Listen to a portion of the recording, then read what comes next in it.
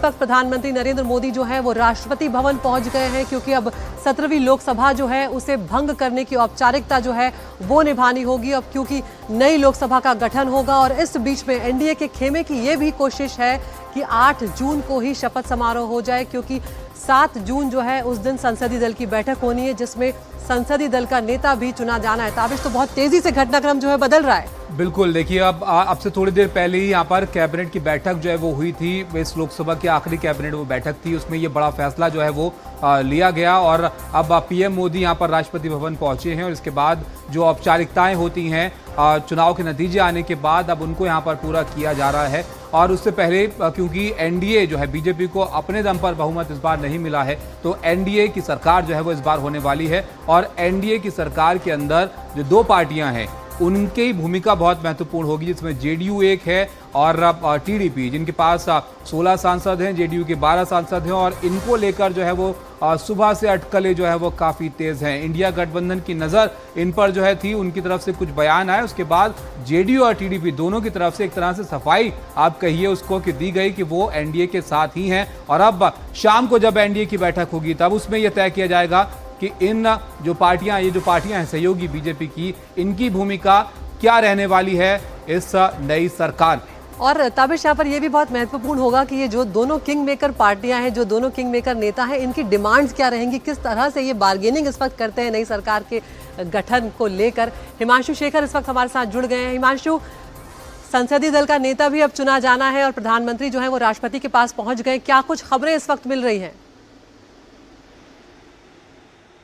देखिए, जो औपचारिकताएं हैं नए सरकार के गठन की, नए लोकसभा को कॉन्स्टिट्यूट करने की, वो प्रक्रिया अब तेज हो रही है। आज सुबह कैबिनेट की बैठक हुई जिसमें सर्वसम्मति से एक प्रस्ताव पारित किया गया कि 17वीं लोकसभा को भंग किया जाए, क्योंकि 18वीं लोकसभा अब कॉन्स्टिट्यूट होनी है और इसी की जानकारी जो है आधिकारिक तौर पे राष्ट्रपति को देने प्रधानमंत्री मोदी राष्ट्रपति भवन पहुंचे हैं। दूसरी बड़ी खबर ये है कि मुख्य चुनाव आयुक्त और जो 2 चुनाव आयुक्त हैं वो भी राष्ट्रपति से अगले 24 घंटे में मिलने वाले हैं, क्योंकि एक संवैधानिक अनिवार्यता है अदिति कि जब भी लोकसभा के नतीजे आते हैं और चुनाव आयोग जब उन नतीजों को नोटिफाई करता है, जब रिजल्ट्स को पब्लिश किया जाता है, नए जो चुने हुए सांसद हैं उनके नाम को सार्वजनिक आधिकारिक तौर पर किया जाता है, तो एक अनिवार्यता है कि राष्ट्रपति से मिलकर मुख्य चुनाव आयुक्त और जो 2 चुनाव आयुक्त हैं वो ऑफिशियल नोटिफिकेशन की एक कॉपी राष्ट्रपति को देते हैं, जिसके बाद औपचारिक तौर पर नए लोकसभा को गठित करने की जो औपचारिकताएं वो शुरू होती हैं।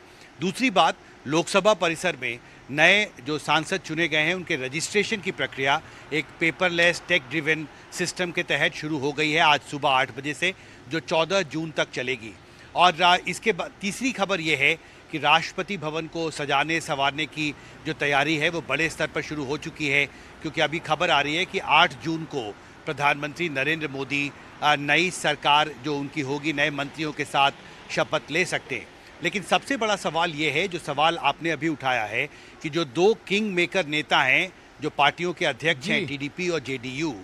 दोनों नेताओं ने सार्वजनिक तौर पर अभी तक कोई बयान या अपनी मांग सरकार के सामने नहीं रखी है, क्योंकि ये एक बहुत ही कम्प्लेक्स प्रक्रिया होती है, बहुत तरह की निगोशिएशंस होती हैं, पर्दे के पीछे पर्दे के सामने बहुत तरह की बयानबाजी होती है। लेकिन जेडीयू ने अपनी तरफ से, मैंने केसी त्यागी का एक इंटरव्यू किया है, बहुत साफ शब्दों में कहा है कि इसके पहले भी जब एनडीए की सरकार बनी है जेडीयू ने उसमें हिस्सेदारी ली है, चाहे जॉर्ज फर्नांडिस हो। बिल्कुल हिमांशु, इन बातों पर सबकी निगाहें हैं कि जेडीयू और टीडीपी की तरफ से जो उनकी मांगों को लेकर खबरें आ रही हैं उस पर क्या चर्चा यहाँ पर होगी।